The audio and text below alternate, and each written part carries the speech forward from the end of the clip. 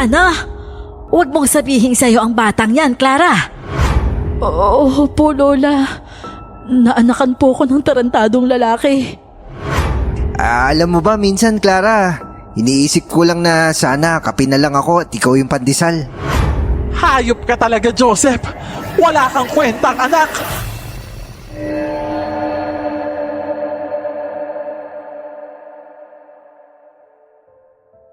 Naranasan mo na bang magmahal at maloko? Pagkatapos, iniwanan ka pa ng mabigat na problema. Ako kasi, hindi lang ako nagmahal. Hindi lang ako naloko. Hindi lang ako nagkaroon ng mabigat na problema. Nanganib din po ang buhay ko at ang buhay ng anak ko. Dahil nakilala ko ang isang taong itinuring kong pinakamahalagang parte ng buhay ko. Magandang araw po sa iyo, Miss Clar. Isa ako sa tagapakinig mo ng mga magagandang kwento sa inyong channel. At nais ko rin pong ibahagi ang aking karanasan. Ako po si Clara. At ito, ang aking kwento. Bago ko po simulan ang istorya, huwag kalimutang mag-subscribe bilang suporta sa ating channel. Anong sabi mo? Maghihiwalay tayo? Walang iya ka pala eh. Sige, hiwalay? Sinong tinatakot mo, Joseph? Kahit may bata sa sinapupunan ko, hindi ako maghahabol sa'yo. Pasensya na, Clara, pero kailangan kong gawin to. Bibigyan na lang kita ng pera para naman may pansustento ka sa buhay na magiging anak natin. Anong pera, Joseph? Hindi ko tatanggapin yan. Baka gawin mo pa yung resibo para makalapit sa anak ko paglaki niya. Ngayon pa lang, Joseph, wala na siyang ama. Hindi mo pwede ilayo sa akin yan, Clara! Nagpapatawa ka ba, Joseph? Nakikipaghiwalay ka sa akin. Babayaran mo ko ng pera. Tapos ayaw mong ilayo ko siya sa'yo. Anong tingin mo sa akin? Walang pakiramdam? Palagay mo hindi ako nasasaktan sa mga desisyon mo? Oo nga pala. Wala kang pakialam sa nararamdaman ko. Kaya nga nagagawa mo sa akin to ngayon di ba? Pero subukan mo ko, Joseph. Sandalan mo lahat ng yaman mo para manalo ka sa ating dalawa. Kasi kahit mahirap lang ako, lalaban ako sa'yo. At hindi mo makukuha sa akin ng bata. Hindi ko naman kukunin sa'yo yung bata, Clara. Ang sa akin lang wag mo siyang ilayo sa akin dahil anak ko rin siya. Karapatan niya makilala ang tatay niya. Tandaan mo, kung hindi dahil sa akin, hindi yan nabuo sa sinapupunan mo. Oo, tama ka. Karapatan niyang makilala ang tatay niya. Pero ngayon pa lang bakit tinataboy mo na siya? Hindi ko siya tinataboy. Tsaka hindi ko kayo tinataboy. Ano to? Hindi ba to pantataboy? Huwag mong sabihin na habang buntis ako, dito lang ako tinatanaw-tanaw mo habang bumubuo ka ng pamilya sa iba. Hoy Joseph, mahirap lang ako pero hindi ako tanga. Makasarili na akong makasarili. Pero ayokong makilala ng anak ko ang ama niyang alkansya ng bata ang tingin sa nanay niya. Guhong-guho ang mundo ko nung panahong yon. Sobrang galit ako kay Joseph na pagkatapos ng lahat, ipinagpalit na agad ako sa iba. Ang masakla pa nun, gusto niyang manatili ako sa lugar na malapit lang sa kanya para paglaki ng bata, makilala pa rin siya. Oo, tama naman yon. Karapatan nga ng anak ko na makilala siya. Pero ako, gano'n na lang ba ako? Susunod lang ba ako sa gusto niya para hindi matawag na makasarili? Sinabi niya noon na wag kong idamay ang bata sa galit ko sa kanya. Pero nung mga panahong yon, ayoko siyang nakikitang hindi na problema o hindi nasasaktan. Kasi sobrang sakit yung ginawa niya sa akin. Sobrang tahimik po ng buhay ko nung hindi ko siya nakilala. Maganda ang trabaho ko. Masaya ako. Walang problema. Pero nang makilala ko siya at minahal, humantong ako sa ganito. Hiniwalayan niya ako habang buntis ako sa anak niya. Pasensya ka na naka. Nagmahal ng bakla kasi ang nanay mo Hindi tayo kayang panindigan. Okay lang naman kung wala kang tatay, di ba? Promise magpapakatatay ako sa'yo. Di ba? Mas okay yun. Kesa naman kilala mo siya at makitang mas masaya siyang kasama yung iba niyang pamilya. Habang ikaw, hinayaang maging anak niya sa labas. Bakla ang naging tingin ko kay Joseph noon. dahil wala siyang paninindigan. Pinagpatuloy ko ang pagbubuntis ko. Mabuti na lang, nandyan ang kaibigan kong si Marisa para sa akin. Kinupkup niya ako at tinulungan sa aking pagbubuntis. Nanganak akong kasama siya na dapat sana si Joseph ang karamay ko. Hirap at luha ang napagdaanan ko nung araw na yon. Para talaga akong naskam ng malala. 3 buwan ang nakalipas noon matapos kong manganak.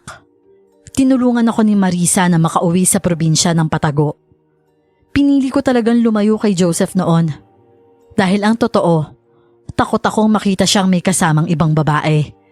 Baka kasi mas hindi ko kayanin ang sakit.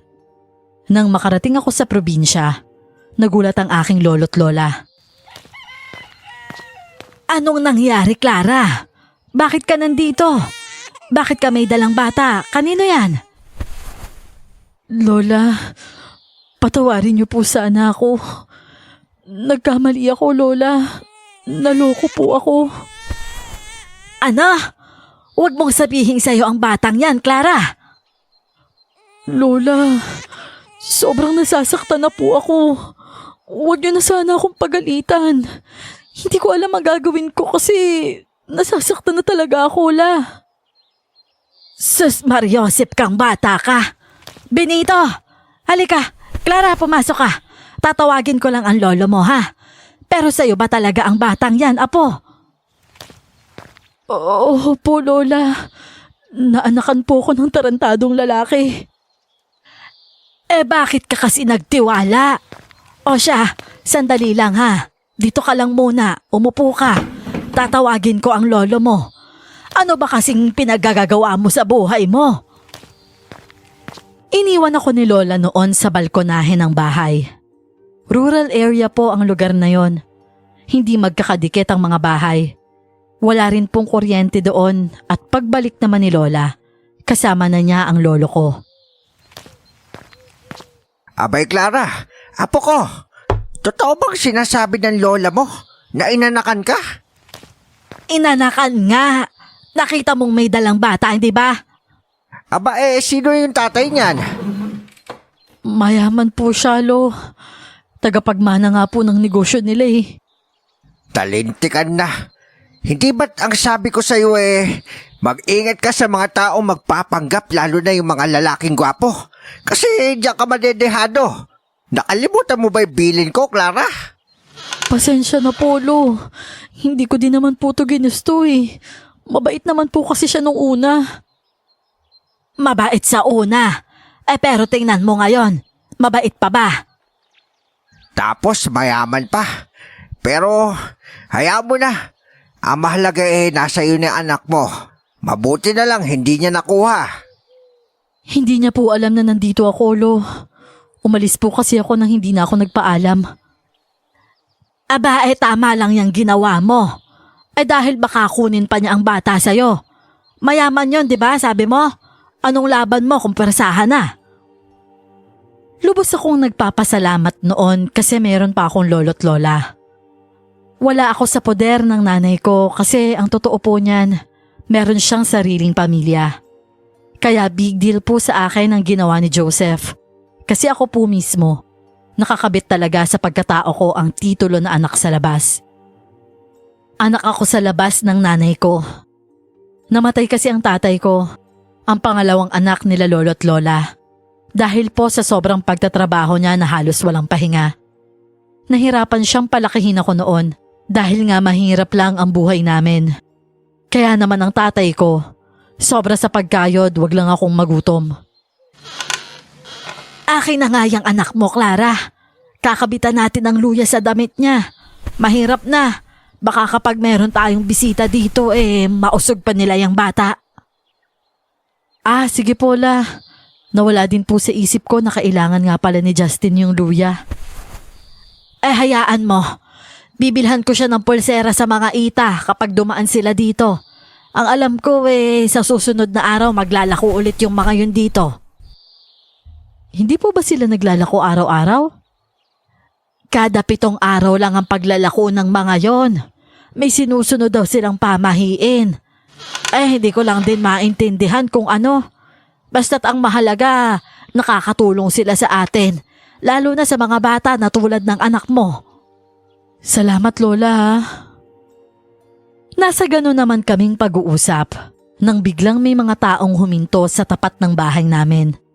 Dala ang kalabaw at kalesa na may 2 sako ng palay na karga. Hindi ko sila mga kilala, parang mga bagong muka. Ngunit hindi ako nagtataka kung bakit sila dumating ng ganoon sa bahay namin. Sa likuran kasi ng bahay namin, mayroong pagilingan ng palay ang lolo ko. At kami lang ang may ganon sa lugar na yon. Kaya nga ang mga tao na galing pa sa ibang barangay, sa amin pumupunta para magpagiling ng palay. Para po sa mga hindi pa nakakaunawa kung bakit ginigiling ang palay, yun po kasi ang paraan para maging bigas ito. Magandang araw po. Pasensya na po sa istorbo hinahanap po kasi namin yung pagilingan ng palay sa lugar na ito. Alam niyo po ba kung saan matatagpuan? Dito po kami. Kami yon. Teka ha, tatawagin ko lang yung asawa ko. Hoy, Benito! May customer ka! Nako, salamat naman po at nandito na kami. Akala namin nasa malayo pa eh. Nako, malayo talaga ang lugar namin. Gano'n naman kapag bundok, hindi ba? Mahirap pero wala naman tayong magagawa. Ay nako, wala po yun. Sanay na naman po kami. Sandali ha. Mukhang hindi ako narinig ng asawa ko eh. Alam mo naman matanda na, bingi na. Ayos lang po. Maghihintay na lang kami dito. Dito ka lang muna, Clara ha. Sandali lang ako. Opo, sige po, La. Umalis noon si Lola para tawagin si Lolo. Napansin ko naman nang ngiting-ngiti ang babae habang nakatingin sa anak ko. Nakaupo ako sa duya noon habang pinapatulog si Justin. Kaya nang tingnan ko siya, napapatingala ako. Gusto ko sanang sabihin gwapo yung anak mo ha. Kaso baka mausog ko. Matibay naman po siguro yung luya sa katawan niya. Pero maraming salamat po. Upo muna po kayo. Itinuro ko ang papag na gawa sa kahoy ni Lolo na nakafix lang din sa puno ng mangga. Umupo naman doon ang 2 at maging ang lalaki, ngiting-ngiti habang nakatitig sa anak ko. Mukhang kamukha niya ang tatay niya, ano? Ano ho? Syempre, konti lang ang nakuha niya sa'yo eh. Malamang sa tatay talaga ang mas lamang, ano? Ganun po ba? Akala ko kung ano na eh. Opo, kamukha nga niya po yung tatay niya. Parang ayaw ko pang sabihin yon nung una. Pero yun naman kasi talaga ang totoo. Naging malungkot lang ako noon pagkatapos kasi naalala ko na naman si Joseph. Kamukha naman kasi talaga niya si Justin.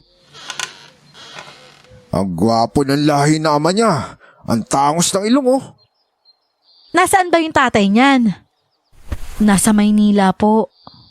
Tapos kayo nandito. Iniwan niya na po kami. Bakit naman? Ayaw ba niya sa anak niya? Siguro po, ganun talaga ang mga taong makasarili. Pipiliin kung ano lang yung makakabuti sa sarili niya kahit may ibang taong nahihirapan para umangat siya.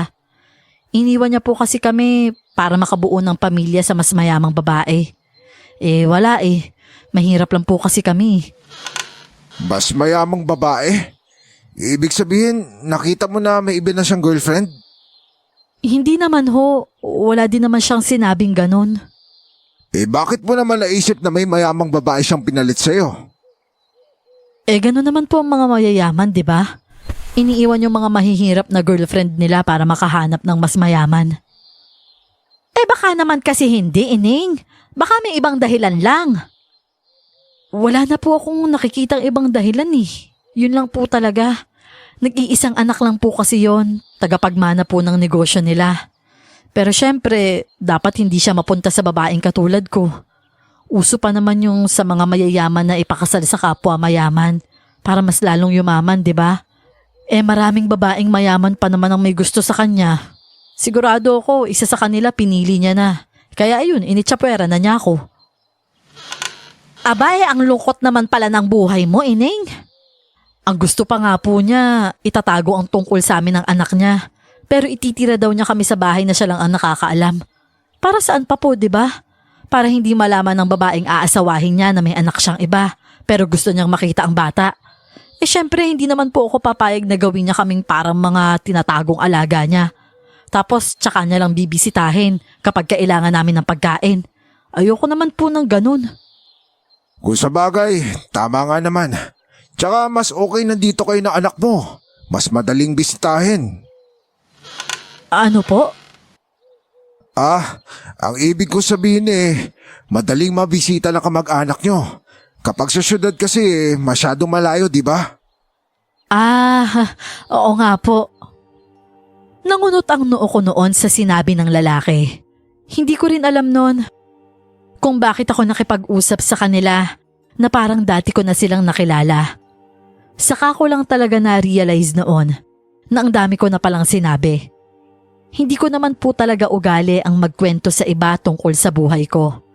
Pero sa kanilang dalawa noon, kahit hindi ko pa alam ang pangalan nila, dumaldal ako at nagagalit ako sa sarili ko sa ginawa kong yon.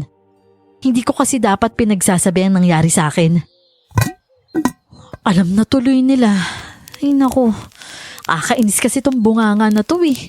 Bakit ba kasi bigla akong naging madaldal sa hindi ko kakilala? Ini pangalan nga nila, hindi ko alam.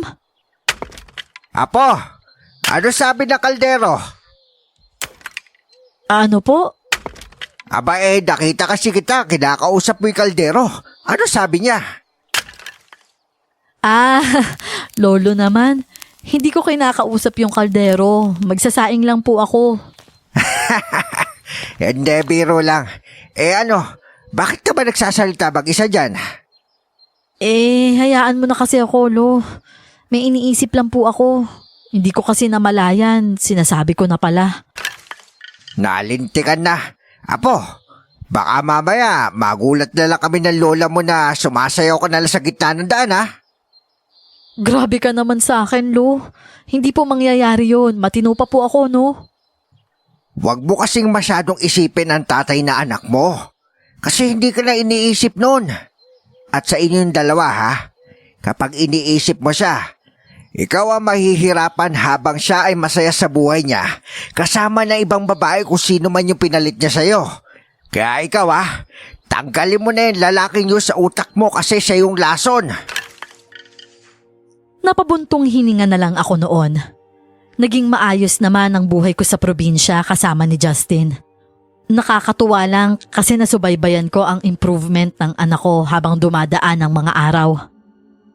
Ngunit isang gabi noon, nangibabaw ang mga nakakatakot na alulong ng mga aso. Nanayo ang balahibo ko kasi ang dami kong naririnig na nakakatakot. May narinig akong tunog ng wakwak at sobrang lakas pa. Tapos, si Lola at Lolo alam din ang mga nangyayari.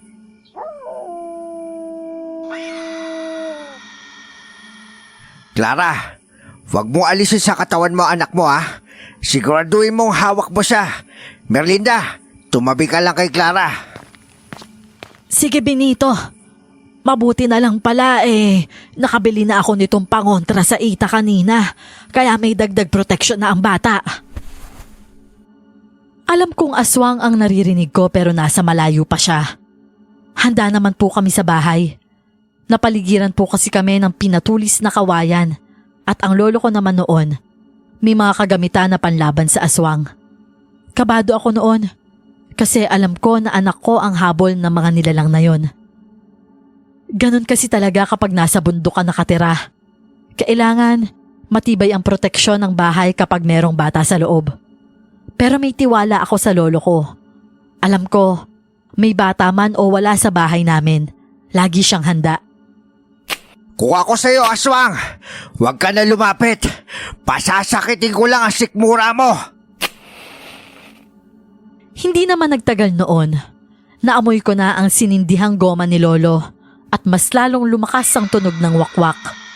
Ibig sabihin, nasa malayo siya at galit na galit kasi hindi makalapit.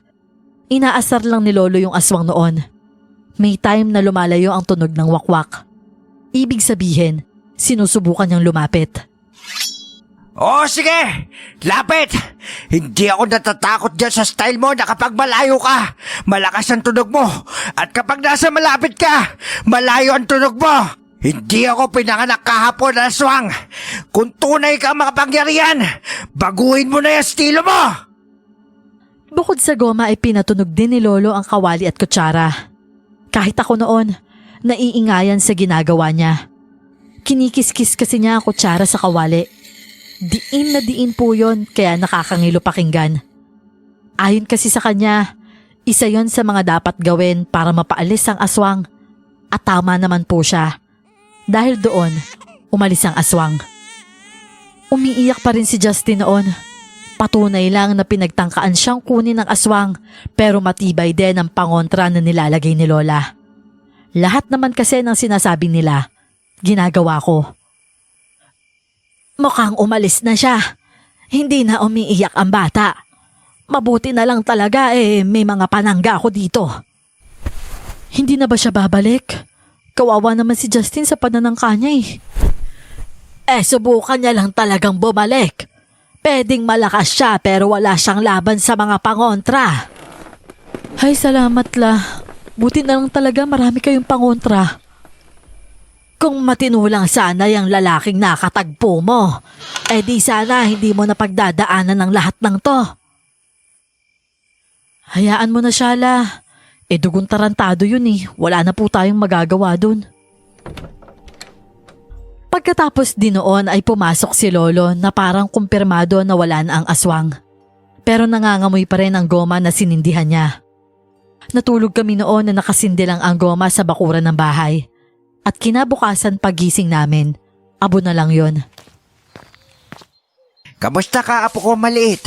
Hindi ka naman natakot sa aswang kagabi, no? Siyempre, manang-mana kay lolo tong apo ko. Ganyan dapat.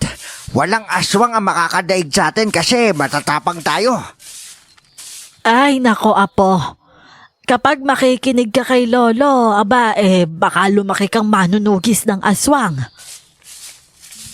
Abay, mas mabuti na ngang ganon para walang aswang ang kakain sa gwapo kong apo. Di ba apo ko? Kapag lumaki ka maging isa kang dakilang manunugis ng aswang. Tuguisin mo nga rin yung tatay mong inaswang lang ang nanay mo na ibang pagkagat ang ginawa niya na imbis mabawasan. Nadagdagan. Lolo naman Humalakhak lang si Lola noon sa sinabi ni Lolo. Ako naman noon, napanguso pero natawa din kalaunan.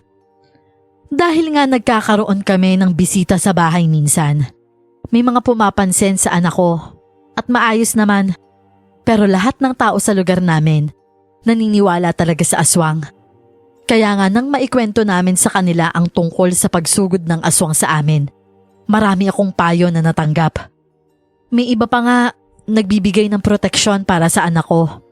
Tinatanggap ko naman kasi alam kong proteksyon naman talaga yon laban sa aswang. At isa pa, mga kamag-anak din naman namin ang nagbibigay. Pero dalawa sa mga nagiging bisita namin noon, hindi talaga nagbibigay ng pangontra. Pero mababait naman sila sa palagay ko noon. Mabuti naman at hindi nadali ang anak mo. Oo nga po Mabuti na lang talaga itong si Lolo maraming panlaban sa aswang. Kagwapo-gwapong bata tapos kukunin lang ng aswang. Nako, bantayan mo yan ng maigi Akma niyang hahawakan ng anak ko pero mabilis na kinuha ito ni Lola sa akin. Akin na muna si Justin Clara. Takbuhin mo muna yung mga ibon sa palayan natin. Inuubos ang mga bunga. Oho, ibon po? Oo nga, sige na, bilisan mo. Litong-lito ako kay Lola noon. Kasi hindi naman namin ugali na itaboy ang mga ibon sa palayan. Normal lang naman kasi yon at hindi lahat ng bunga ng palayan noon mauubos ng mga ibon. Pero nang sundin ko siya, doon ako napaisip. Pakiramdam ko talaga noon, gumawa ng paraan si Lola para hindi mahawakan ng babaeng yon ang anak ko. Napahawak ako sa dibdib ko at bumalik agad. Hingal akong lumapit kay Lola. Napaalis ko na po, La. Akin na po si Justin. Papadidehin ko pa po kasi yan. Ay mabuti pa nga. At tutulungan ko ang lolo mo para ipagiling itong mga palay na dala ni na Teresita. Doon ka na sa loob ng bahay magpadede, ha? Noon ko lang narinig ang pangalan ng babae, Teresita. At ang hindi ko pa alam noon, ang pangalan ng lalaki. Nagpaalam lang ako sa mga bisita at saka pumasok sa loob ng bahay. Sobrang kabado ako noon, pero doble-doble naman ang proteksyon ni Justin sa katawan. Nung una, sobrang daldal ko sa kanila. Tapos ngayon, munti ko nang hayaang hawakan ng babae ang bata. Hindi ko kasi yun ginagawa kapag hindi ko masyadong kilala. Nasa paniniwala kasi namin na huwag magpahawak sa mga taong hindi kilala. Pagkaalis ng dalawang yon, kinausap ako ni Lola at medyo galit siya. Ano ka ba naman, Clara? Alam mo naman na ang mga taong yon hindi pa natin gaano kilala. Bakit mo naman hinayaang hawakan ng anak mo? Mabuti na lang naagapan kita. Pasensya na la. Para kasing nakakadala yung mga yun eh. Nung nakaraan, ang daldal ko sa kanila. Pati yung pribadong buhay ko nasabi ko. Huli ko na nung namalayan ko na naikwento ko na pala. Kaya nga sa susunod, umiwas ka. Kasi yung mga taong bagong muka, hindi natin alam kung ano sila. Sa susunod, kapag nandito sila, huwag kang lumabas, ha? O kung may customer sa pagilingan ng palay, dito lang kayo sa loob ng anak mo. Sige po la. Ano po palang pangalan ng lalaki? Bakit mo gustong malaman? Wala naman po la. Gusto ko lang malaman. Siya si Aman. Aman? Parang narinig ko na yung pangalang yun. Abay malamang, hindi lang naman isang tao ang may-ari ng pangalang Aman. Iniisip ko na lang talaga noon. Tama si Lola. Pero malakas talaga ang kutob ko na hindi iyon ang unang beses na narinig ko ang pangalang yon. Pagkatapos ulit ng 3 araw noon, bumalik na naman ang dalawa. Si Aling Teresita at Mang Aman na may dala na namang 2 sako ng palay. Dahil doon, napuna na sila ni Lolo. Abay, mukhang marami kayo sa bahay nyo ah. Napatatlong araw nyo lang yung isang sako ng bigas nyo? Alam niyo naman po, Mang Benito, kapag marami kang kapitbahay, marami ka rin mangungutang. Ibig mo sabihin pala maraming nangungutang sa'yo ng bigas kaya pala ubos lagi. Parang ganun lang nga, Mang Benito. Kaya nga po ako nandito ulit para magpagiling ng palay. Tulad ng sabi ni Lola noon, nanatili lang kami sa loob ng bahay. Alam ko na kapag may mga ganoong bili na si Lola, may kutob na siya tungkol sa pagkatao ng mga bisita. Kahit ako nga noon, meron na rin. Iba kasi ang presensya na nararamdaman ko sa kanila. Naghihinala ako pero kapag kaharap ko na sila, parang hindi ko alam kung paano humindi sa mga gusto nilang gawin ko. Oo nga pala, nasaan na si Clara? Si Clara, alam mo ang pangalan ng apo ko? Narinig ko ho kasi, tinawag mo siyang Clara. Oo nga pala. Nasa tiyahin niya. Namasyal doon kasama yung anak niya para makagala-gala naman. Saan ho ba yung bahay ng tiyahin niya? Bakit naman gusto mong malaman? Hindi naman sa ganon. Siyempre kapag malayo ang pupuntahan niya sa bahay niyo, sanggol pa lang ang anak niya, delikado sa daan. Anak ko, huwag mo nang isipin si Clara. May kasama naman yon na pamilya din namin. Hindi nun pababayaan ang apo ko, lalo na sa mga aswang. Ano kanyo? Aswang? Oo, mga aswang. Dito kasi sa lugar na ganito, hindi maiwasan na may aswang talaga. Pero yung pamilya namin, hindi nakakanti ng mga aswang. Nahihirapan sila. Lahat kasi kami dito, alam kung paano sila talunin. Di ibig sabihin ho niyan, pati kayo alam nyo kung paano talunin ang aswang. Oo naman. At alam din namin kung paano tukuyin ang mga taong nakakausap namin. Kung sino ang aswang at kung sino ang hindi. Marami kaming paraan. Mabuti na lang talaga noon, tulog ang anak ko. Kaya hindi siya nakalikha ng ingay habang nasa labas ang mga taong yon. Nagising siya nang umandar ang generator ni Lolo sa pagilingan ng palay. Pero dahil sa malakas na revolusyon ng motor, hindi maririnig sa labas ang maiksing iyak ng anak ko. Pagkaalis nila, nag-usap-usap naman kaming tatlo. Berlinda, yung aman na yon, nahalata ko na nagsisinungaling talaga siya. Parang may pakay lang sila dito kaya laging nagpapagiling ng palay. Ha! Akala niya siguro hindi ko napapansin yung pasulyap-sulyap niya sa loob ng bahay habang kinakausap ko siya. Hindi nakakaligtas sa akin yung mga ganun tingin, no? Aba, tinatanong nga ng Teresitang yun si Clara kanina kung nasaan daw. Halatang interesado sa apo natin. Tama lang talaga na pinaiwas ko si Clara sa kanila. Lola, Lolo, ano po bang tingin niyo sa kanila? May kutob ako. Alam kong sila din. Pero mas gusto kong marinig ang side nila noon. Kaya unang sumagot sa tanong ko noon ay si Lolo. Aswang ang mga taong yon, Clara. Po, sigurado po ba kayo na ganun sila? Kung normal silang tao, apo, hindi sila magpapakita ng interes sa'yo at sa anak mo. Dahil ang mga tulad nilang dayo, walang pakialam sa iba kung wala naman silang pakay. Ikaw ba? Babatiin mo ba ang babaeng may anak na hindi mo kilala? Magsasayang ka ba ng oras para bigyan ng pansin ng anak niya? At ito pa ha, mahirap huli ng mga mata ni Aman. Sinusubukan ko talaga silipin pero hindi ko siya matitigan mata sa mata. Bakit po kailangang mata sa mata, Lo? Apo, ang tao kapag siya ay isang aswang, kapag tinitigan mo sa mata niya ang refleksyon mo doon ay baliktad. Baliktad po? Oo, Apo, baliktad. Pero makikita mo lamang yon sa mga aswang na mahihina. Pero ang mga malalakas na aswang, sila ang mahihirap hulaan kasi kaya nila takpan ang lahat ng ebidensya at yun yung mas delikado. Kung may paraan pong makilala ang mga mahihinang aswang, ano naman po ang paraan sa mga malalakas? Albularyo lang ang may kayang gawin yon, pero may panlaban pa rin sa mga malalakas na aswang. Natatablahan pa rin sila ng amoy ng goma, nababahuan sila dito. Pati na rin sa tunog ng itak sa lagayan nito at sa kutsara sa kawali naiingayan din sila. Nangihina rin sila kapag nasugatan ng pinatulis na kawayan at matatablahan din naman sila ng asin. Pero ang mga bagay na ito ay kaya nila indahin. Pero syempre, kahit paano naman may laban ka pa rin. Yun nga lang, mas mapanganib ang mga malalakas na aswang.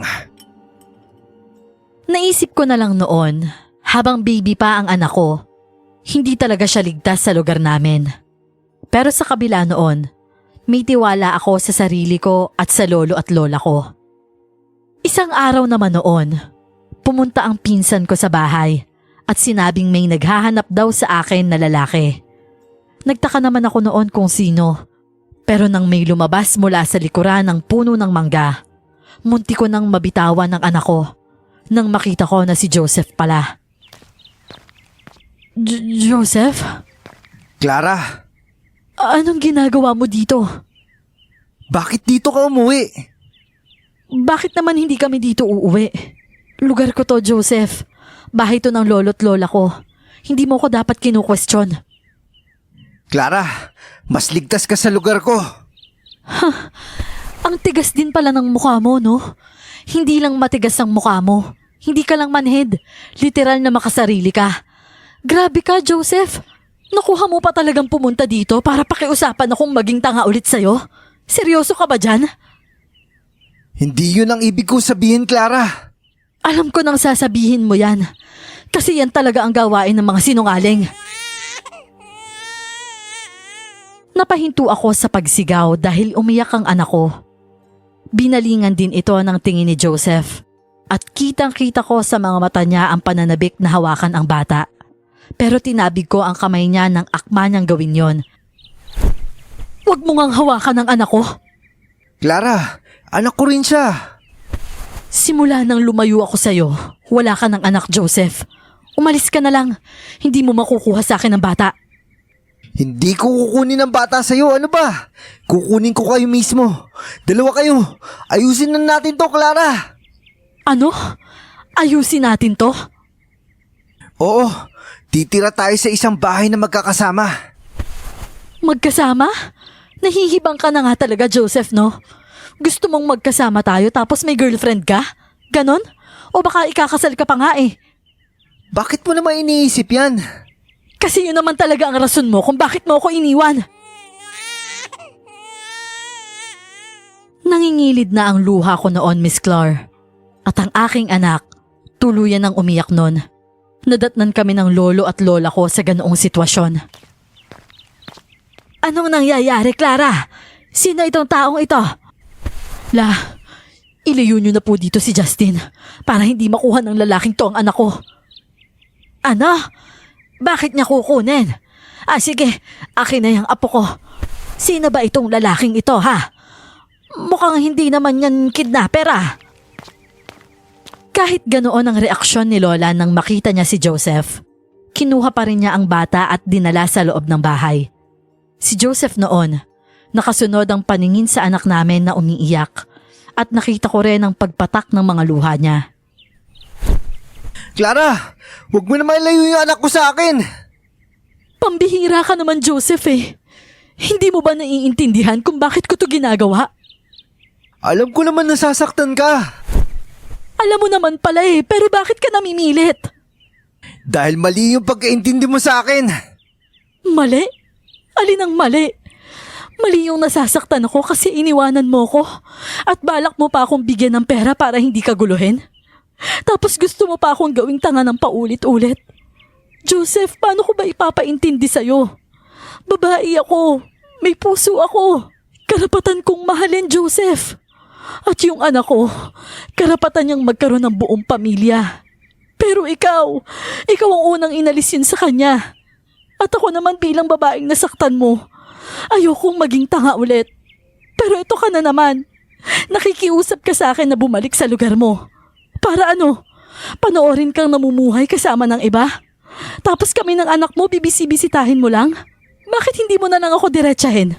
Sabihin mo na lang kaya sa akin na, Clara, pwede bang bumalik ka na sa akin pero kabit lang kita? Natameme siya sa mga sinabi ko noon. Pero katulad ko, umiiyak din siya na animoy nasasaktan. Sa harapan niya mismo, humagulhol ako ng sobra sa sama ng loob. Lalo lang akong naiinis dahil kahit akma niya akong hahawakan at yayakapin, hindi naman siya nagbibigay ng rason kung bakit kailangan niya akong hiwalayan. Umiiyak lang siya sa harap ko. Nahihirapan kasi ako magpaliwanag, Clara. At dahil doon, kaliwat kanan ang sampal na natamo niya sa akin. Sigaw ako ng sigaw sa harap niya para ilabas ang sama ng loob. Naiisip ko kasi noon, tama ang lahat ng hinala ko. May iba talaga siyang babaeng gustong makasama habang buhay. At hindi ako yon. Kaya nahihirapan siyang magpaliwanag. Kasi alam niyang baluktot na desisyon niya yon. Pabayaan mo na lang kami dito, Joseph. Hindi kami sasama sa'yo. Pero Clara! Ipaliwanag mo sa akin, Joseph. Ipaliwanag mo para maintindihan kita. Gusto ko kayo makasama. Yun lang. Hindi yan ang paliwanag na gusto kong marinig. Ano ba kasi paliwanag ang gusto mong marinig? Bakit mo ako iniwan, Joseph? Bakit mo ako iniwan kahit buntis ako sa anak mo? Hindi siya sumagot. At sa galit ko, sumigaw ulit ako noon sa harapan niya. Lumayas ka na dito, Joseph! Alis! Umalis ka! Clara! Parang awa mo na, Joseph. Umalis ka na!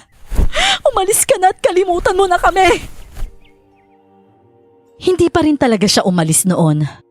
Halos mababaliw na ako sa harap niya, kaya humingi na ako noon ng tulong kay Lolo. Ayoko sana noon na idamay si Lolo sa problema ko kay Joseph. Pero wala kasi akong choice.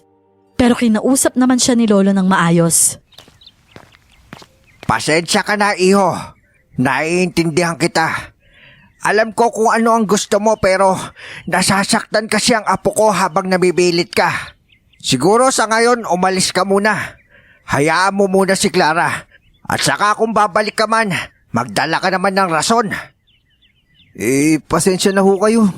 Pero, pwede po bang payakap po muna sa anak ko kahit sandali lang ho? Huminga ng malalim si Lolo noon at ako naman ang kinausap niya. Hinawakan niya ng marahan ng balikat ko at mahinahon akong kinausap. Apo, sige na. Pagbigyan mo na. Hayaan mo maramdaman din ng anak mo ang ama niya. Pero Lo, Alam ko, naiintindihan kita. Pero Clara, wala kasalanan yung bata sa nangyari. Sa tingin mo ba, ama lang niya yung nahihirapan? Sigurado ko pati yung anak mo nahihirapan din. Hindi lang yan nagsasalita pero sigurado ko na gusto niya mayakap din siya ng tatay niya. dahil sa sinabi ni Lolo noon, pumayag ako. Nasaktan din ako noon nang makita si Joseph na yakap-yakap niya ang anak niya habang umiiyak. Naiinis lang ako kasi ramdam ko noon na parang nagmukha akong kontrabida. Kahit masakit, alam ko naman na tama lang na mayakap niya ang anak niya. Hindi naman ako sobrang damo talaga. Kahit nilalamon ako ng emosyon, pipiliin ko pa rin ang tama. Natatakot kasi ako na baka sa sobrang pagpili ko ng tama, mahulog na naman ako sa mali. Nahihirapan kasi talaga akong magtiwala kay Joseph noon. Pero sa kabila noon, bilib din ako sa pasensya niya. Sinampal ko na siya, pinagsusuntok sa dibdib niya, sinisigawan, pero tiniis niya. Nakulangan lang kasi ako sa determinasyon niya kasi may gusto talaga akong marinig. Gusto kong malaman kung anong dahilan niya. Bakit siya nakipaghiwalay sa akin noon? Wala naman kasi siyang sinabing may ibang mahal na siya o papakasalan o liligawan. Wala, Miss Clar. Inisip ko lang talaga lahat yon. Kasi wala naman akong naisip na ibang dahilan. Araw-araw na naman akong umiiyak noon simula nang umalis si Joseph. Kung kailan medyo nakarecover na ako sa kanya, na malapit ko na siyang makalimutan, saka naman siya bumalik pa. Hindi pa nga ako sigurado noon kung bumalik na nga siya sa kanila. Ngunit isang araw noon, nasa kuna lang ang anak kong dumidede. Ako naman noon, nasa labas at kumukuha ng tubig sa poso. Madalian lang ang gagawin ko kasi gagamitin ko yon para magsaing. Si Lola noon, nasa taas lang nagtutupi ng mga damit. Si Lolo naman, may pinuntahan at alam kong pauwi na rin. Nang mapuno ang balde, napansin ko ang pusang itim na palabas mula sa loob ng bahay. Kumunot ang noo ko noon kasi hindi naman sa amin ang pusang yon. Ipinagsawalang bahala ko lang yun noon at binuhat ang balde ng tubig. Ngunit napahinto ako nang makita si Lolo na may kasamang lalaki. At ang lalaking yon, walang iba kundi si Joseph. May dala pang malaking bag. Apo, humayna ako ka lang ha. Kasama ko si Joseph. Kita ko nga Lo eh. At sana, huwag kang magagalit sa akin. Clara, may nakita ka bang kakaiba? Kakaiba? Nasaan yung anak ko? Bakit na naman? Sagutin mo na lang ako, Clara. Nasaan si Justin? Nasa loob, nasa kuna, dumidede. Hindi ko alam pero kitang-kita ko kay Joseph noon na balisang pumasok sa bahay. Para bang may nararamdaman siyang kakaiba. Kumunot naman ang noo ko na napasunod sa kanya na pumasok. Nakita ko siyang dumungaw sa kuna at ginalaw ang higaan sa loob nito. Nagtaka ako kasi nakita kong inangat niya ang unan na para bang walang bata doon. At otomatikong binalot ako ng takot sa katawan. Siya naman ang mabilis kong hinarap. Clara, may nakita ka ba ngayon lang? Bakit ganyan ang tanong mo? Bakit ka balisa? Bakit una ng... Clara, kailangan ko na sagot mo agad-agad. Ano ang nakita mo? Ayokong isipin noon na walang bata sa kuna. Hindi ko pa tiningnan. Pero sumagot agad ako sa tanong ni Joseph. Kabado na ako at naluluha sa sobrang pag-aalala. May nakita akong pusa. Pusa? Ano ba? Bakit ba? Anong nangyayari? Ba't naaangat mo yung una ni Justin na parang wala siya doon? Kasi Clara, wala dun si Justin. Ano? Nasaan si Justin? Pero tumakbo siya palabas. Ako noon, nanginginig at halos madapang pumunta sa kuna. At kumpirmado, wala nga doon ang anak ko. Nakita ko pa ang mga proteksyon niya sa lamesa. At sising-sisi ako sa sarili ko. Kasi nakalimutan ko palang ilagay ang mga yon sa damit niya matapos ko siyang bihisa noon. Lola, kinuha mo si Justin, di ba? Kinuha mo siya, no? Nandyan siya, di ba? Kinuha? Hindi. Hindi ba't nasa kuna si Justin at dumedede? Pumalahaw ako sa pagsigaw noon. At naririnig ko pa ang pagtawag ni Lolo kay Joseph kung saan ito pupunta. Pero nakuha ko ang atensyon niya nang sumigaw ako at si Lola naman patakbong bumaba ng hagdan. Ano ba yung iyak mo, Clara? Anong nangyayari? Wala sa akin ang anak mo. Clara, bakit? Ano ba sinabi ni Joseph? Wala si Justin sa kuna. May kumuha sa anak ko. Ano? Kinuha ni Joseph? Nakita ko si Joseph lumabas. Wala naman siyang hawak na bata. Hindi si Joseph, Lo. Si Joseph nga nagsabi na wala ang anak namin sa kuna. Nalintikan na. Berlinda, akin na yung buntot pagi ko. Kung sino man ang kumuha sa apo ko, mapapatay ko siya. Tumakbo ko palabas noon. Wala akong tsinelas. At ang takbo ko noon, pakiramdam ko, hindi na lumalapat sa lupa ang mga paa ko sa bilis. Sa gitnang palayan pa ako dumaan. At hindi ko alintana ang sugat na nililikha ng mga dahon ng palay sa harapan ko. Justin? Anak? Clara, bumalik ka na lang. Ako na maghahanap sa anak mo. Delikado. Hindi. Hahanapin ko ang anak ko, Lo. Justin! Sa di kalayuan noon, may narinig akong iyak ng bata. Pero kasabay noon ang tunog ng tila nag-aaway na mababangis na hayop. Justin? Joseph? Nandito ka ba? Yung anak natin. Tulungan mo ako. Hanapin natin ang anak natin. Justin! Ilang beses pa akong nadapa noon. Pero bumabangon ako hanggang sa makita ko na parang may nag-aaway na dalawang malalaking hayop. Sigaw ako ng sigaw habang hinahanap kung saan nanggagaling ang iyak ng anak ko. Sobrang takot ko noon.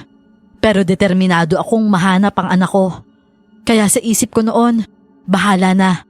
Ayokong matakot sa dalawang nilalang na nag-aaway. Ang gusto ko lang noon, makuha ang anak ko. Justin? Justin, nandito si Mama. Anak, nasan ka ba? Lumalakas ang iyak ng anak ko noon. At sobrang nagpasalamat ako nang matagpuan ko siya sa gitna ng palayan. Diyos ko po, Justin. Anak ko. Joseph, nasan ka? Tulungan mo kami dito, Joseph! Binuhat ko ang anak ko at niyakap ko ito ng mahigpit. Tuloy ang away ng dalawang nilalang at ang ginawa ko lang noon, umalis sa lugar na yon. Pero nakita ako ng isa at hinabol ako. Tumakbo ako ng mabilis, pero nakaapak ako sa putik at lumubog ang paa ko doon. Ngunit bago pa ako masaktan ng isa, inatake na ito ng isa pa at naglaban silang muli. Mabuti na lang, dumating agad si Lolo. Clara? Clara, nasan ka? Lolo, tulong! Hindi ako makaalis dito! Clara, nasaktan ka ba? Hindi po, Lo. Okay lang ako. Pero may dalawang nilalang na nag-aaway. Kailangan na nating makaalis. Si Joseph, nakita mo? Hindi, Lo. Hindi ko alam kung nasan siya. Tinatawag ko siya pero hindi siya sumasagot. Si Justin lang ang nakita ko.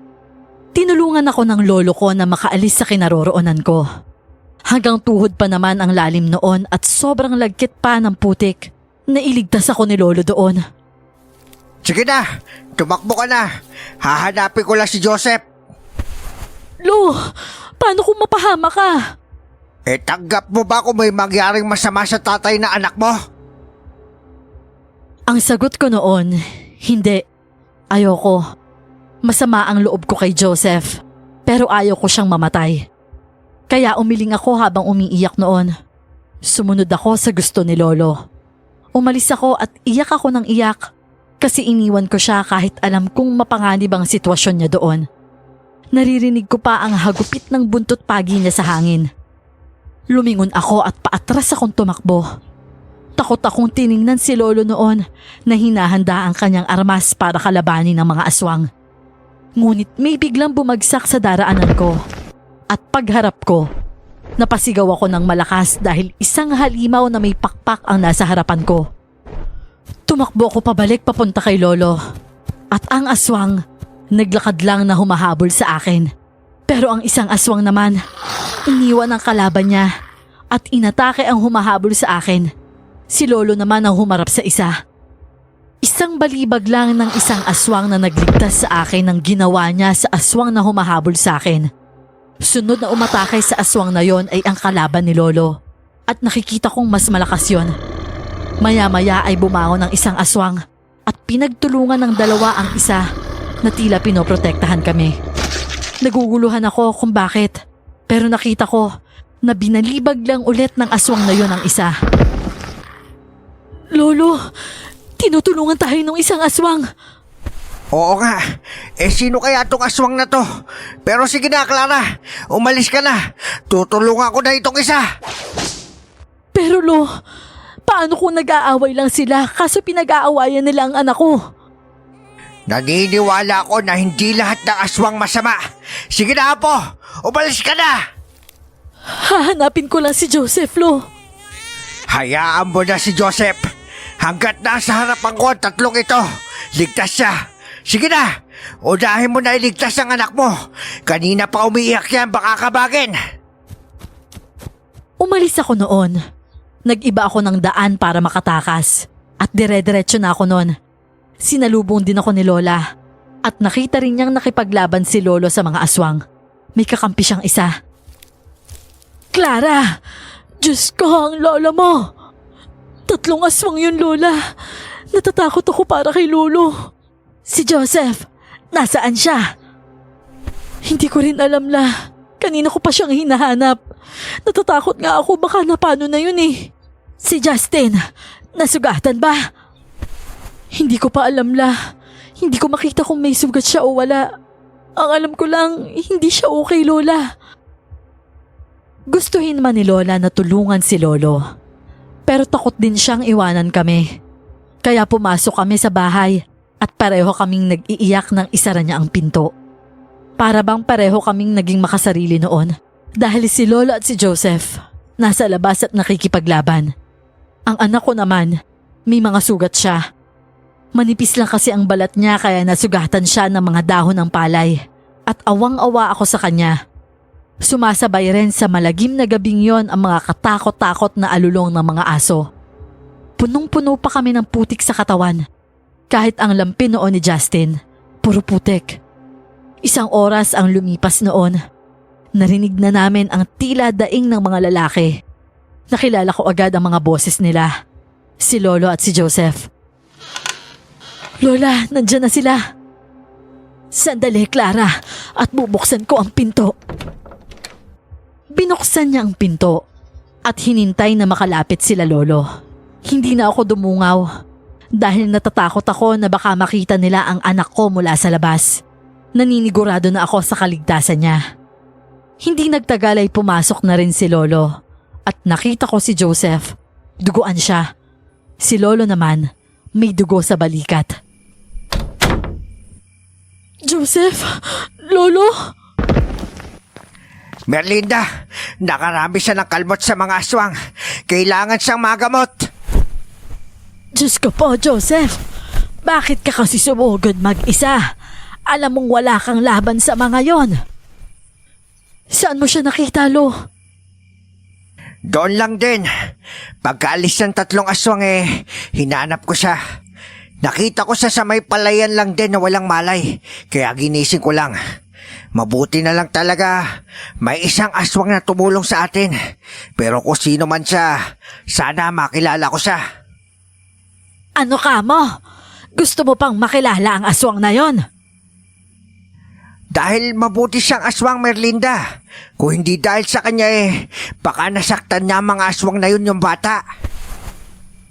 Ano bang nangyari sa iyo doon, Joseph? Tawag ako ng tawag sa iyo, hindi ka sumasagot.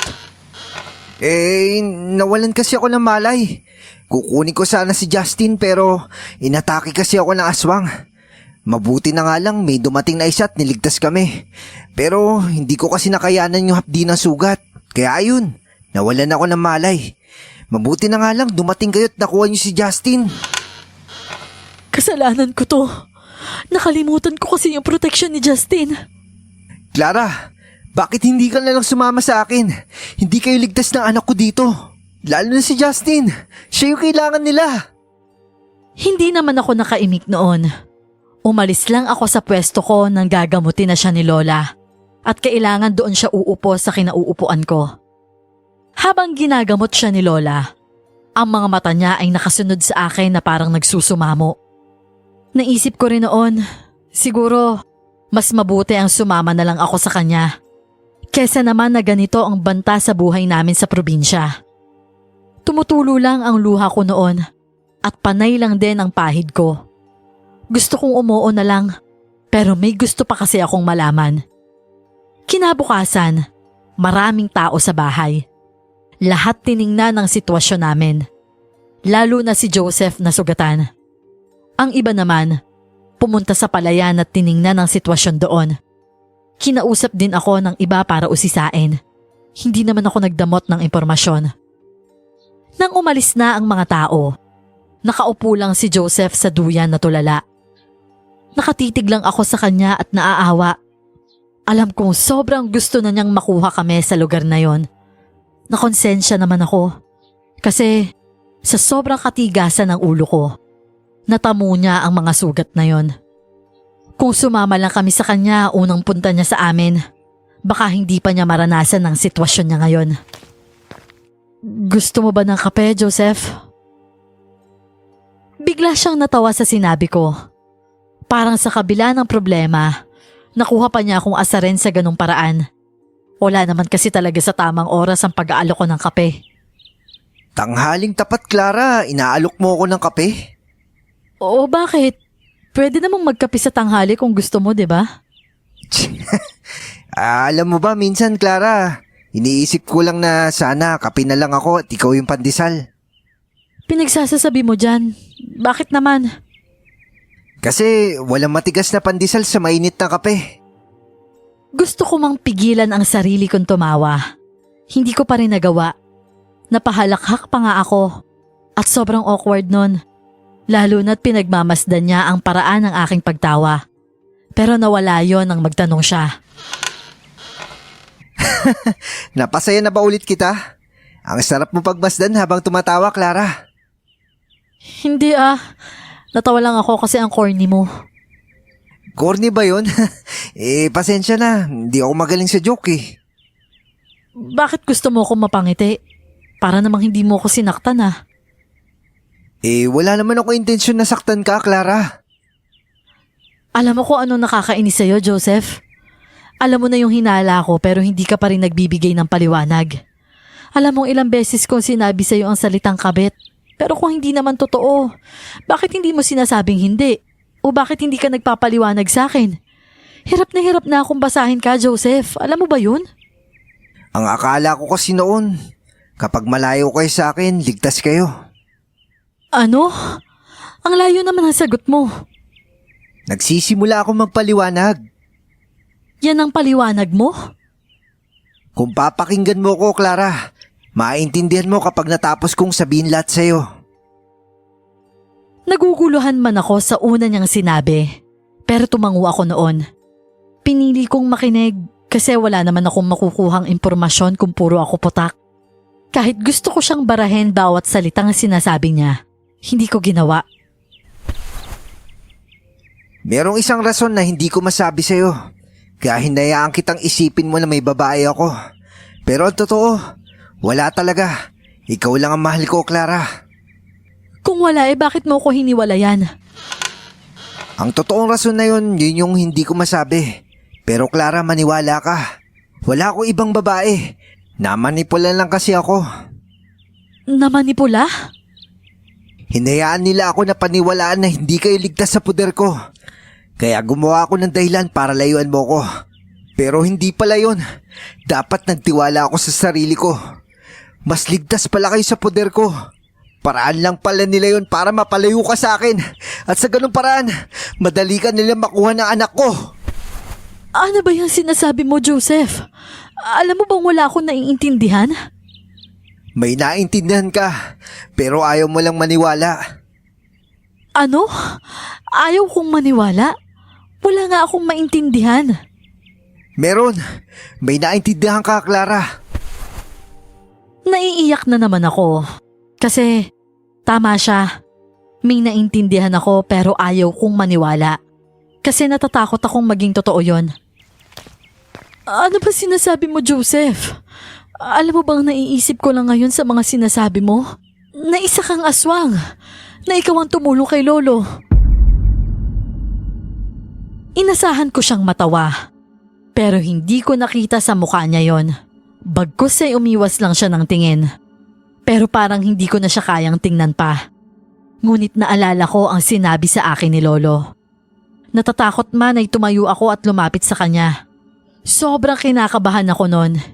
Iniisip ko na lang noon, minsan ko na rin naman siyang nahalikan, nayakap, at higit sa lahat, minahal ko siya at tatay siya ng anak ko. Umupo ako sa duyan. Umayos naman siya ng upo para bigyan ako ng espasyo. Naramdaman ko ang init ng katawan niya at naramdaman ko rin ang pagkasabik, pero binaliwala ko yon. At dahan-dahang hinawakan ng magkabilang pisngi niya. Tinitigan ko siya sa mata. Pero hindi naman ako baligtad sa mga mata mo ah. Ha? Anong ibig mo sabihin? Basta, may dapat akong makita sa mga mata mo kung totoo yung hinala ko sa'yo. Pero wala naman eh. Sayang. Akala ko halikan mo ko. Ano ka ba naman, Joseph? Nagagawa mo pa talagang magbiro. At saka hindi na kita hahalikan ulit, no? Binitawan ko ang pisngi niya at akma sana akong tatayo. Pero hinawakan niya ang braso ko at biglang hinila pabalik sa kanya. Siya ang humawak sa pisngi ko at nakipagtitigan sa mga mata ko. Ginawa ko naman yon at biglang nagbago ang posisyon ng refleksyon ko sa mga mata niya. Bigla akong bumaligtad. Dahilan ng aking maiksing pagsigaw at naitulak ko siya. Mabilis akong umalis sa duyan at nanginginig ang mga tuhod kong tumayo. Tuyong-tuyo ang lalamunan kong tumingin sa kanya at napailing. Namalikmata lang ako. Sorry. Marunong ka palang tumingin sa normal at hindi? Huwag mo nga sabihin na totoo yung nakita ko, Joseph. Kasi matatakot talaga ako sa iyo kapag nagkataon. Tinalikuran ko siya. Nandoon pa rin ang panginginig ng katawan ko. Pagpasok ko sa loob, nakita ko si Lola na nilalaro ang anak ko. At para hindi niya mapansin ang reaksyon ko, tumakbo ako sa taas at umupo sa higaan. Lamig na lamig sa pawis ang pakiramdam ko at dumungaw pa ako sa bintana. Ang nakakagulat pa noon, kasi pagdungaw ko, nakatingin sa akin si Joseph. Kaya napaiwas ako agad sabay hawak sa dibdib ko. Hindi talaga ako makapaniwala sa nakita ko. Kaya nanatili ako sa kwarto na yon. Hanggang sa narinig ko na ang boses niya nang siya ay pumasok at kinuha ang bata kay Lola. Nang maramdaman ko na lumabas siya, dumungaw ako sa pintuan at nakita ko siyang nilalaro ang bata. Nawala ang takot ko nang makitang pareho silang nagtatawanan. Bumalik ako sa kinauupuan ko. Naramdaman ko naman na umakyat si Lola at natigilan pa nang makitang nakaupo ako sa sulok. Anong ginagawa mo dyan, Apo? Para kang inaway ng buong pamilya. Nagpapahinga lang po ako, La. Naiinis ka na naman ba? Kasi kinuha ni Joseph ang bata at sila naman ngayon ang naglalaro. Hindi naman po, La. Ano, bakit ka nagkakaganyan? Naisip ko lang po kasi yung aswang kagabi na nagligtas sa amin. Kung sino man ang aswang na yon, magpasalamat na lang tayo, ano? Dahil meron siyang busilak na puso. Mas pinili niyang magligtas ng tao kaysa manakit. Pero ang totoo noon, naintindihan ko na ang lahat. Si Joseph ang aswang na yon. Dahil ayaw niyang masaktan ng kapwa niya aswang ang anak niya. Kaya pala hindi ko rin siya mahanap noong gabing yon. Dahil nandoon lang pala siya sa katawan ng mabuting aswang. Naisip ko rin noon ang dahilan kung bakit nakipaghiwalay siya. Baka dahil din sa pagkaaswang niya. Pero kanina kasi tinanong ko siya. Hindi naman siya nagsasabi ng dahilan niya. Pinakita lang niya sa akin ng kung ano talaga siya. Kinagabihan naman noon, sa amin na rin ulit siya natulog. Katabi ko pa siya sa higaan kasama ng anak namin. Huwag mo akong kakagatin ha. Bakit mo naman naisip yun? Kasi kapag kasi sinabi ko, baka marinig nila lolo't lola. Baka kung ano pang gawin sa'yo. Alam ni Lolo. Ano? Dahil tinulungan niya akong makabangon matapos akong iwan ng 2 kalaban ko. Nagulat ako sa sinabi niya. Alam na ni Lolo. Tapos umaktong ganun lang ang lolo ko. Wala siyang ginawa kay Joseph. Gulong-gulo talaga ako noon. Pero nang tingnan ko ang kamay niya sa katawan ng anak namin, napatanong ako. Bakit parang hindi ka naman nasasaktan sa mga proteksyon ni Justin? Hindi ko naman ginagamit yung pag-aswang ko sa kanya. Bakit ako masasaktan? Ganun ba yun? Ano ba? Gusto mo na ba marinig yung paliwanag ko? Handa na ako, Clara. Sa totoo lang, Joseph, matagal ko na talagang hinihintay ang paliwanag mo. Iniwan kita noon kasi sabi ng 2 aswang na yon, habang nasa poder ko si Justin, masasaktan ko daw siya. Kasi nalalapit na daw yung araw para muling hanapin ng katawan ko yung kumain ng bata. Kumakain ka ng bata? Hindi, pero kumakain ako ng hayop. Gusto kong maduwal sa sinabi niya, pero pinigilan ko. Nahihirapan akong intindihin kung paano siya naging aswang. Kailan ka pa naging ganyan? Noong 21 pa ako. Matagal na? Hindi mo pa ako kilala nun? 27 ka na ngayon, Joseph, di ba? Kung sinabi ko ba sa'yo agad yung tunay kong pagkatao noon, mamahalin mo pa rin ba ako? Di ba hindi? Hindi ako nakasagot. Pinakinggan ko na lang ang matagal kong hinihintay na paliwanag niya. Kaya nga naisip ko noon na iwan na lang muna kita. Saktan ka para lumayo ka sa akin. Pero ayaw ko naman nung sobrang layo na hindi ko na kayo makikita ng bata. Kaya sinundan kita, Clara. Alam ko kung kailan ka nanganak. Alam ko kung anong binigay mong pangalan sa bata. Kaya alam ko rin nandito kayo at alam ko rin yung mga nangyayari sa inyo. Unang gabi pa lang na pinagtangkaan kayo, hinarap ko rin sila nung gabing yon. Pinagbantaan ko lang sila. Buti na nga lang nagsindi ng goma yung lolo mo tapos umalis na sila. Pati nga ako napaalis din nun eh. Ito ba yung sinasabi mo na namanipula ka? Sino ba yung mga aswang na gumawa nun sa'yo? Nayanggaw ka ba? Hindi. Anak ako ng pinakamalakas na aswang, yung nanay ko. Pero wala na siya at ampun lang ako ni mama. Magkaibigan lang sila ng nanay ko. Pero ang gustong kumuha kay Justin, ama ko yun. Dahil kapag kinain niyo yung anak natin, magiging mas malakas siya sa akin. Ano? Kung tatay mo yun, apo niya ang anak natin, Joseph. Mas mahalaga ang kapangyarihan para sa kanya kaysa pamilya. At sino ang isa? Tiyahin ko siya, Clara. Naalala mo ba yung sinabi ko sa yung panaginip ko? Nang isang lalaki at sinabi niya sa akin na kapag ako'y nagkaanak, dapat Aman ang pangalan ng bata? Dahil ang pangalan ng ama ko'y Aman at nakilala mo na siya. Nagulantang ako sa sinabi niya. Ngunit mas nagulantang ako sa kalabog na biglang bumagsak sa bubungan ng aming bahay. Mabilis na bumangon si Joseph at mabilis kong binuhat ang anak ko at niyakap. Kumatok naman noon si Lolo. Binuksan agad ni Joseph ang pintuan. Joseph, nandyan na ulit sila. Dito lang kayo, Lo. Mas ligtas kayo dito sa loob. Ano? Haharapin mo sila mag-isa? Hindi mo sila kaya, Joseph. Hayaan mo kaming tulungan ka. Alam niyo, La? Oo, Apo. Sinabi sa akin ng lolo mo. Huwag kang mag-alala. Hindi naman siya masamang aswang. La, Lo, Dito lang po kayo.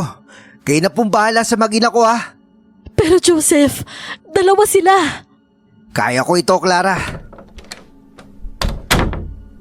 Lumabas noon si Joseph. Si Lolo naman noon kahit sinabi ni Joseph na wag lumabas, kinuha pa rin niya ang kanyang buntot pagi. Ako naman ang mga sandaling yon. Takot na takot. Nagsimula na namang umiyak ang anak namin at hindi ko lang siya pinapakawala ng yakap. Si Lola naman, nakayakap sa likuran namin. Narinig ko na lang noon, nagsimula na ang bakbakan ng mga aswang sa labas at naririnig ko ang pasigaw na pagmumura ni Lolo. Baka walang hiya kayo! Sarili niyo kadugo gusto niyong patayin? Sa tingin niyo ba, magtatagumpay kayo? Kakalabanin niyo muna kami! Ngunit biglang bumukas ang bintana ng kwarto namin. Nagsigawan naman kami ni Lola sa loob at kulong na kulong ko ang anak ko sa aking mga braso. Isang aswang ang gustong pumasok pero may humila rito palabas. Dahil sa bukas na bintana, nakikita ko ang labanan sa labas. Dito ka lang, Clara. Kukuha lang ako ng asin. Opo, sige po, Lola. Umalis si Lola sa tabi ko. Bigla na namang pumasok ang kalahating katawan ng aswang sa bintana at isinigaw ko na naman ang pangalan ni Joseph. Bumalik lang siya sa labas dahil may humila na naman at nakita kong nilalampaso ito ng isa pang aswang. Iyak ako ng iyak nang pinagmasda ng anyo ng aswang na yon. Alam kong si Joseph yon. At saka ko lang napagtanto ang lakas niya noon. Malaki ang katawan niyang parang tao din. Pero may malaki siyang pakpak at buntot. Kulubot ang balat niya na parang hindi talaga siya ang lalaking minahal ko. Lumaban din si Lolo. Kalaban niya ang isang aswang na parang pinakamahina sa tatlo. Alam ko na nung mga panahong yon, si Aling Teresita ang isang aswang na kalaban ni Lolo. Si Mang Ama naman ang kalaban ni Joseph at mas malupit ang labanan nila. Dumating si Lola dala ang isang garapon ng asin at inabangan ng pagkakataong papasok ang aswang sa bintana. Hindi nagtagal ay nangyari din ang inabangan namin at mabilis itong sinabuyan ni Lola ng asin. Umusok lang ang asin sa mukha nito at hinila ito ni Joseph sabay hampas sa lupa. Tumayo pa si Lola sa harap ng bintana at panay ang bato nito ng asin. Lumalayo si Joseph dahil nasasaktan din siya sa asin. Lola, baka matamaan mo si Joseph. Joseph, pagkakataon mo na yan habang mahina pa siya! Hindi ko siya mahawakan. Hindi nga niya mahawakan ang katawan ng kalaban niyang aswang dahil may asin. Nagdadalawang isip siya pero nang tumayo ang aswang at umatake ulit sa may bintana. Nawala ng choice si Joseph kundi hilahin ito pabalik. Kitang-kita ko, umuusok ang kamay niya nang mahawakan niya ang asin. Dahilan ng pagtawa ng ama niyang aswang kahit nasasaktan. Nasasaktan ka rin, Joseph. Sabi ko sa'yo, hindi mo matatakasan ang kapalaran mo. Ikaw at ako ay mga aswang. Pamilya tayo, Joseph! May sarili akong pamilya at yun yung mag-ina ko na gusto mong saktan. At ikaw, kahit kailan, hindi kita kinalala bilang ama dahil hindi kita ama! Bumangon ang aswang. Inatake niya si Joseph. Pero mas mabilis ang kilos ni Joseph at tiniis ang sakit ng asin sa balat niya. Dahil mahina na ang aswang na yon, nagkaroon siya ng pagkakataon patayin ito. Sinaksak niya sa dibdib nito ang mahaba niyang kuko. Tatay mo siya, Joseph! Wala akong tatay na pinagtatangkaan ng buhay na anak ko. May ama ako pero hindi siya yon. Hayop ka talaga, Joseph! Wala kang kwentang anak! Ang buong akala namin noon, si Joseph ang aatakihin ng aswang. Pero biglang si Lolo ang inatake niya at para akong binuhusan ng malamig na tubig nang makitang bumao ng kuko ng aswang sa tiyan ng lolo ko. Pero naharangan din ito agad ni Joseph. Tinulak nito ang aswang palayo kay Lolo at sigawan kami ni Lola sa loob ng kwarto. Mabilis na inatake ni Joseph ang tiyahin niya at sa galit niya, katulad ng ama niya ay binotasan din niya ang dibdib nito. Si Lolo, nakita namin na hawak-hawak ang tiyan niya. Buhay pa siya at gumagapang pa. Nang mapatay ni Joseph ang aswang, agad siyang nagpalit ng anyo at nilapitan si Lolo. Lumabas din si Lola. Mabuti na lang talaga noon. Hindi masyadong napuruhan si Lolo. Nabuhay pa rin siya matapos ang gabing yon. Natapos ang problema namin ni Joseph sa tunay niyang pamilya. Nalaman din ng lahat na mga aswang pala ang mga dayo na yon. Nalaman ko rin noon, si Joseph din pala ang pinakamalakas sa lahi nila. Sumama din ako sa kanya noon pabalik sa syudad. Tinanggap ko ang pagkatao niya. Lalo na't nakikita ko naman na kontrolado niya ang pagiging aswang niya. At mas naging kontrolado niya ito dahil kinuha niya ang mga binhi ng tiyahin at ama niya para hindi na ito mapunta sa iba. Yun nga lang, dahil sa mga binhi na yon, mas tumaas ang pagkagusto niyang kumain ng tao. Kaya naman sa tuwing sumasapit ang pagbilog ng buwan, may mga kriminal siyang pinapatay. Dahil sa pagbilog ng buwan, hindi kasi niya kayang kontrole ng pagkagutom ng isang aswang. Hanggang dito na lang po ang aking kwento. Maraming salamat sa iyo, Miss Clar. At maraming salamat rin sa mga tagapakinig mo.